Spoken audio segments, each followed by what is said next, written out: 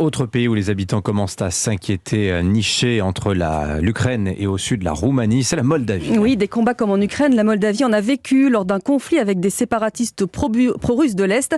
Marion Gauthier a rencontré 2 vétérans de cette guerre de 1992.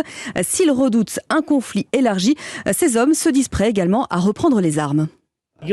J'ai déjà mes armes. Vaseslas a la soixantaine nerveuse, un t-shirt ajusté où se détache le mot révolution, les yeux noirs, perçants. Il dirigeait les forces spéciales lorsque l'armée moldave a affronté les séparatistes pro-russes. Pendant la guerre, ce sont les enfants, les personnes âgées, les populations civiles qui sont affectées. Nous, en tant que soldats, on se tient prêts à défendre notre patrie. Poutine ne va pas s'arrêter à l'Ukraine.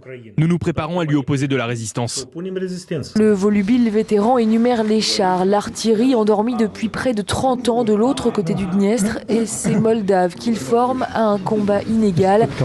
Son camarade, dit-il, Iwan, se souvient et troque sa bonhomie naturelle contre de la gravité.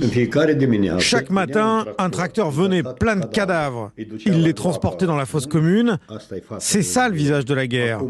Aujourd'hui, s'il y a un conflit armé ici, il sera différent. Il sera encore plus sale, plus atroce, plus inhumain.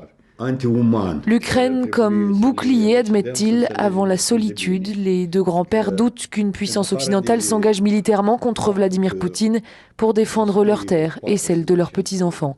Chisinau, Marion Gauthier.